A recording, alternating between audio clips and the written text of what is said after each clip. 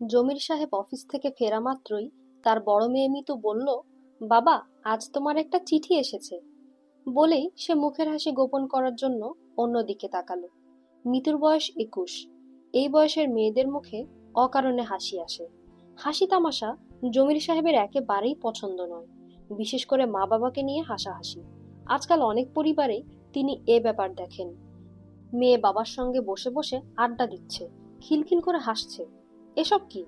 তিনি একবার তার এক বন্ধুর বাড়িতে গিয়েছিলেন। সেই বন্ধুর মেয়ে বাবাকে নিয়ে খুব হাসি তামাশা করতে লাগলো। এক পর্যায়ে বলে ফেললো, বাবা, দিন দিন তোমার চেহারা সুন্দর হচ্ছে। রাস্তায় বের হলে নিশ্চয়ই মেয়েরা তোমার দিকে তাকায়। জমির সাহেব স্তম্ভিত হয়ে গেলেন। তার নিজের মেয়ে হলে চট দিয়ে মেঝেতে ফেলে দিতেন। অন্যের মেয়ে বলে কিছু বলা গেল না। তবে ওই বন্ধুর বাড়িতে যাওয়া তিনি ছেড়ে দিলেন।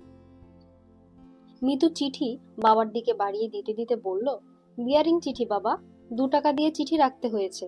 বলে আবার ফিক করে হেসে ফেলল। জমির সাহেব কঠিন গলায় বললেন, হাসছিস কেন? বিয়ারিং চিঠি এসেছে, এর মধ্যে হাসির কি হলো? এরকম ফাজলামি শিখেছিস কোথায়? মিতু মুখ কালো করে চলে গেল। বাবাকে সে সঙ্গত কারণেই অসম্ভব ভয় পায়। জমির সাহেব লক্ষ্য করলেন খামের মুখ খোলা। এরা চিঠি পড়েছে। এই বেয়াদবিও সহ্য করা মুশকিল। একজনের চিঠি অন্যজন পড়বে কেন? খামে তার নাম লেখা দেখার পরেও এরা কোন সাহসে চিঠি খোলে? রাগে জমির সাহেবের গা কাঁপতে লাগলো। এই অবস্থায় তিনি চিঠি পড়লেন। একবার, দুবার, তিনবার। তার মাথা ঘুরতে লাগলো। সুস্মিতা নামের এক মেয়ের চিঠি, তার কাছে লেখা। সম্বোধন হচ্ছে প্রিয়তমেষু। এর মানে কি? সুস্মিতাকে? সুস্মিতা নামের কাউকে তিনি চেনেন বলে মনে করতে পারলেন না। কলেজে পড়ার সময় কমলা নামের এক মেয়ের প্রতি খুব দুর্বলতা অনুভব করেছিলেন। মেয়েটির বিয়ে হয়ে যাবার পর দুর্বলতা কেটে যায়। এছাড়া কোনো মেয়েকে তিনি চেনেন না। জমির সাহেব কপালের ঘাম মুছে চতুর্থবারের মতো চিঠি পড়লেন। প্রিয়তমেষু, তুমি কেমন আছো? তোমার কথা খুব মনে হয়। তোমার শরীর এত খারাপ হয়েছে কেন? শরীরের আরো যত্ন নেবে। আমি দেখেছি তুমি বাসে যাওয়া আসা করো। তোমাকে অনুরোধ করছি, সপ্তাহখানেক বাসে উঠবে না। কাল তোমাকে নিয়ে একটা দুঃস্বপ্ন দেখেছি। দুঃস্বপ্নটা হচ্ছে তুমি বাসে উঠতে গিয়ে পা পিছলে পড়ে পা ভেঙে ফেলেছো। স্বপ্নকে গুরুত্ব দেওয়ার কোনো মানে হয় না। তবু অনুরোধ করছি, 1 সপ্তাহ বাসে উঠবে না। বিনিতা, তোমার সুস্মিতা। জমির সাহেব পঞ্চমবারের মতো চিঠি পড়তে শুরু করলেন। মোটা নিবের কলমে গোটা গোটা অক্ষরের চিঠি। চিঠিতে তারিখ বা ঠিকানা নেই। হলুদ রঙের কাগজ। কাগজ থেকে হালকা ন্যাপথলিনের গন্ধ আসছে। বাবা, তোমার চা। মিতু চায়ের কাপ এনে বাবার সামনে রাখলো। তার মুখ থমথম করছে। বাবার ধমকের কথা সে এখনো ভুলতে পারেনি।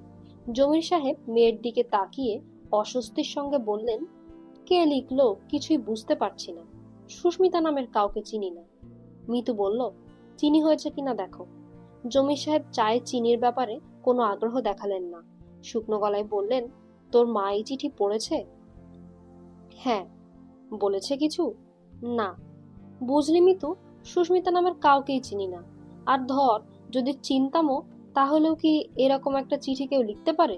ছি ছি, লজ্জায় আমার মাথা কাটা যাচ্ছে। মিতু ইতস্তত করে বলল, আমার মনে হয় কি জানো বাবা, আমার মনে হয় এই বাড়িতে জমির সাহেব বলে আগে কেউ ছিলেন। চিঠিটা তাকে লেখা। জমির সাহেবের চোখ মুখ উজ্জ্বল হয়ে উঠল। এই সহজ সমাধান তার মাথায় কেন আসেনি বুঝতে পারলেন না। মিতু মেয়েটার মাথা তো বেশ ভালো, সায়েন্সে দেওয়া উচিত ছিল। গাধার মতো তিনি মেয়েটাকে আর্টস পড়িয়েছেন। তিনি চায়ে চুমুক দিয়ে বললেন, খুব ভালো চা হয়েছে মা, খুব ভালো। তোর মা কোথায়? নানুর বাড়ি গেছে। মা নানুর বাড়ি গেছে, এই বাক্যটি জমির সাহেবের খুব অপছন্দের বাক্য। শাহানার মার বাড়ি মিরপুর 6 নম্বরে। ওই বাড়িতে গেলেই শাহানা রাতটা থেকে যায়, আজও থেকে যাবে। তবে আজ জমির সাহেব অন্য দিনের মতো খারাপ বোধ করলেন না। শাহানা থাকলে নিশ্চয় চিঠিটা নিয়ে গম্ভীর গলায় কথা বলতো। শাহানার কথা শুনতেই ইদানিং তার অসহ্য লাগে। রাগী রাগী কথা তো আরো অসহ্য লাগবে। মিতু। জি বাবা। তোর মা বোধহয় থেকে যাবে ও বাড়িতে। হ্যাঁ। তোর মা কিছু বলেনি চিঠি পড়ে? না। তোর কি মনে হয় রাগ করেছে? রাগ করেছিল, আমি বুঝিয়ে বলেছি। মেয়ের প্রতি কৃতজ্ঞতায় জমির সাহেবের মন ভরে গেল। মেয়েটাকে সায়েন্স পড়ানো উচিত ছিল। সায়েন্সে না পড়িয়ে ভুল হয়েছে। আর্টস পড়বে গাধা টাইপের মেয়েরা। তার মেয়েরা গাধা টাইপ নয়। বুদ্ধি আছে, বাপের প্রতি ফিলিংস আছে। পরদিন যথারীতি জমির সাহেব অফিসে রওনা হলেন। একবার মনে হলো বাসে না গিয়ে একটা রিক্সা নেবেন। পর মুহূর্তে এই চিন্তা মন থেকে ঝেড়ে ফেললেন। ফালতু একটা চিঠি নিয়ে কিছু ভাববার কোনো মানে হয়? এইসব জিনিস প্রশ্রয় দেওয়াই উচিত না। ঝিকাতলার মোড়ে অন্য সব অফিস যাত্রীর মতো তিনিও একটা টিফিন বক্স এবং ছাতা হাতে বাসের জন্য অপেক্ষা করতে লাগলেন এবং যথারীতি প্রচণ্ড ভিড়ে ঠেলাঠেলি করে বাসে উঠে পড়লেন। বাস ছেড়ে দিল। সেই মুহূর্তে কিছু একটা হলো তার। মনে হলো ছিটকে বাস থেকে পড়ে যাচ্ছেন। তিনি একসঙ্গে অনেক লোকের চিৎকার শুনলেন, থামো থামো থামো। জমির সাহেব রাস্তায় ছিটকে পড়ে জ্ঞান হারালেন। জ্ঞান হলো হাসপাতালে। তার বাম পা হাঁটুর নিচে ভেঙেছে। এক জায়গায় না, দু জায়গায়। মিতু এবং সাহানা মাথার কাছে বসে আছে। দুজনেই কেঁদে বুক ভাসাচ্ছে। সোহরাওয়ার্দী হাসপাতালের ডাক্তার সাহেব বিরক্ত গলায় বললেন, কাঁদছেন কেন? বললাম তো তেমন সিরিয়াস কিছু হয়নি। দিন 15-র মধ্যে সুস্থ হয়ে বাসায় যাবে। দুটো ফ্র্যাকচার হয়েছে, তবে সিরিয়াস কিছু না। ডাক্তারের কথা মতো 15 দিনের মাথাতেই জমির সাহেব বাড়ি ফিরলেন, তবে পুরোপুরি সুস্থ হয়ে নয়। বা পা অচল হয়ে গেল। এদেশে নাকি কিছু করা সম্ভব না, বিদেশে যদি কিছু হয়। চাকরি শেষ হবার আগেই জমির সাহেব রিটায়ার করলেন। তিনি এবং তার পরিবারের কেউ ওই হলুদ চিঠির কথা একবারও তুলল না। যেন ওই চিঠি একটা অভিশপ্ত চিঠি, তার কথা তোলা উচিত না। চিঠিটা জমির সাহেবের শোবার ঘরের টেবিলের 3 নম্বর ড্রয়ারে পড়ে রইল। মাঝে মাঝে জমির সাহেব চিঠিটা বের করে পড়েন এবং তার অচল পায়ের দিকে তাকিয়ে থাকেন। সেই রাতে তার এক ফোঁটা ঘুম হয় না। কেমন যেন ভয় ভয় লাগে। নতুন বছরের গোড়াতে ঝিকাতলার বাসা উঠিয়ে উত্তর শাহজাহানপুরে সস্তায় একটা ফ্ল্যাটে তারা চলে গেলেন। রোজগার কমেছে, এখন টাকা পয়সা সাবধানে খরচ করতে হবে। নতুন ফ্ল্যাটে দুটো মাত্র শোবার ঘর। একটাতে জমির সাহেব শাহানাকে নিয়ে থাকেন, অন্যটিতে মিতু আর তার ছোট বোন ইরা থাকে। জমির সাহেবের বড় ছেলে থাকে বসার ঘরে। একটা খাট বসার ঘরে গাদাগাদি করে রাখা হয়েছে। এই বাড়িতে মাস 3 কাটানোর পর আরেকটা বেয়ারিং চিঠি এলো। আগের মতো গোটা গোটা হরফে লেখা। মোটা কলমের নিচ দিয়ে মেইলি অক্ষরে সুস্মিতা লিখেছে, প্রিয়তমেশু, কেমন আছো? এত দুশ্চিন্তা করছো কেন? তোমাকে দুশ্চিন্তা করতে দেখলে আমার ভালো লাগে না। সংসারে দুঃখ কষ্ট সমস্যা থাকেই, এতে বিচলিত হলে চলে? মনে সাহস রাখো। আচ্ছা একটা কথা, তোমার বড় ছেলেটাকে কিছুদিন ঢাকা শহরের বাইরে রাখতে পারো না? আমার কেন জানি মনে হচ্ছে ও কোনো ঝামেলায় পড়ে যাবে। তোমাদের গ্রামের বাড়িতে ওকে কিছুদিনের জন্য পাঠিয়ে দাও না। ও যেতে চাইবে না, বুঝিয়ে সুঝিয়ে রাজি করাও। বিনিতা, তোমার সুস্মিতা। এবার আর সুস্মিতার চিঠি নিয়ে কেউ হাসাহাসি করল না। চিঠি পড়বার সময় শাহানার হাত থরথর করে কাঁপতে লাগলো। জমির সাহেব অস্বাভাবিক গম্ভীর হয়ে গেলেন। বড় ছেলে সুমনকে গ্রামের বাড়িতে প্রশ্নই ওঠে না, কারণ তার বিএ ফাইনাল পরীক্ষা শুরু হয়েছে, দুটো পেপার হয়ে গেছে। তবু শাহানা বললেন, থাক, পরীক্ষা দিতে হবে না, ওকে পাঠিয়ে দাও। জমির সাহেব বললেন, দরকার আছে বলে তো মনে হয় না। চিঠি পাওয়ার পরেও 15 দিন হয়ে গেল। হোক 15 দিন, পাঠিয়ে দাও, আমার ভালো লাগছে না। আচ্ছা বলে দেখো, যদি যেতে রাজি হয় তাহলে যাক। সুমন যেতে রাজি হলো। শুধু যে রাজি হলো তাই না, তৎক্ষণাৎ যেতে রাজি। টাকা দিলে আজ রাতেই ট্রেনে রওনা হয়ে যায় এমন অবস্থা। ঠিক হলো সে সোমবার সকালের ট্রেনে যাবে। জমির সাহেবও সঙ্গে যাবেন। পৈতৃক বাড়ি ঠিকঠাক করবেন, জমি জমার খোঁজ খবর করবেন। সম্ভব হলে কিছু জমি বিক্রি করে আসবেন। টাকা পয়সার খুব টানাটানি যাচ্ছে। তাদের যাবার কথা সোমবারে। তার আগের দিন অর্থাৎ রবিবার ভোররাতে পুলিশ এসে জমির সাহেবের বাড়ি ঘেরাও করে সুমনকে ধরে নিয়ে গেল। হতভম্ব জমির সাহেবকে পুলিশ সাব ইন্সপেক্টর আড়ালে ডেকে নিয়ে বললেন, আপনার ছেলের বিরুদ্ধে মার্ডার চার্জ আছে। 7 দিন আগে 4 জনে মিলে খুনটা করেছে। Cold blooded murder. আপনার ছেলে এই 4 জনের একজন। আপনি বুঝিয়ে সুঝিয়ে ছেলেকে রাজসাক্ষী হতে রাজি করান।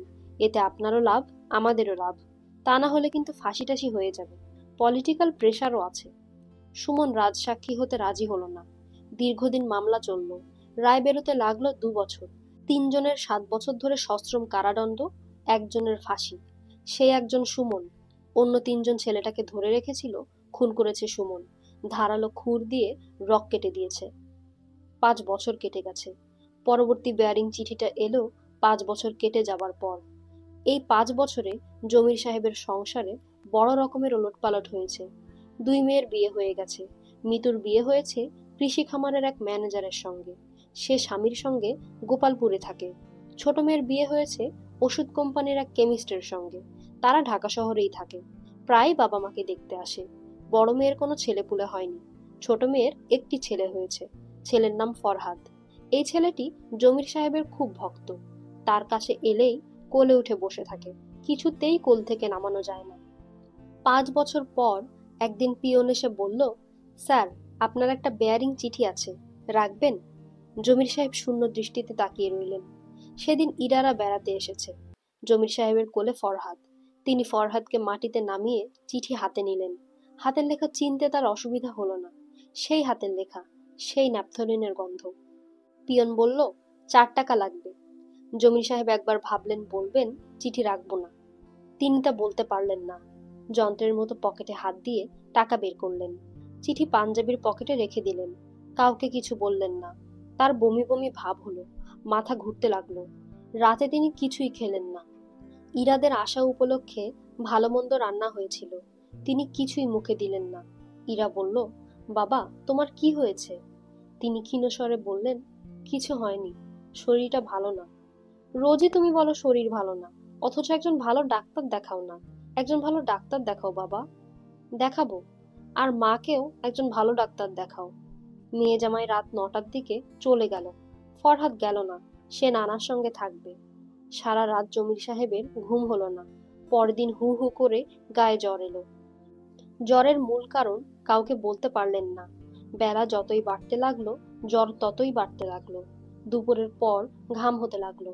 ইরা হতভম্ব হয়ে বলল, বাবা চলো, তোমাকে ক্লিনিকে নিয়ে ভর্তি করি। আমার কিচ্ছু ভালো লাগছে না। তুমি এরকম ঘামছো কেন? হার্টের কোনো সমস্যা না তো? জমির সাহেব ক্ষীণ স্বরে বললেন, চিঠি পেয়েছি। চিঠি পেয়েছি মানে? কার চিঠি? বেয়ারিং চিঠি। ইরা দীর্ঘ সময় চুপ থেকে বললেন, কি লেখা এবার এই চিঠিতে? চিঠি পড়িনি। পড়ে দেখো। না পড়েই এরকম করছো কেন?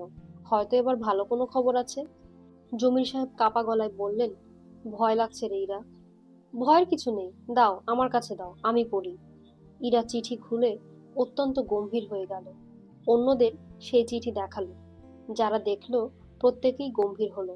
কারণ চিঠিতে কিছু লেখা নেই। সাদা একটা পাতা, শেষে নাম সই করা, বিনিতা, তোমার সুস্মিতা। এই সাদা না লেখা অংশে কি বলতে চাচ্ছে সুস্মিতা? কে সে? কেনই বা সে চিঠি লেখে? আবার আজ কেনই বা লিখলো না?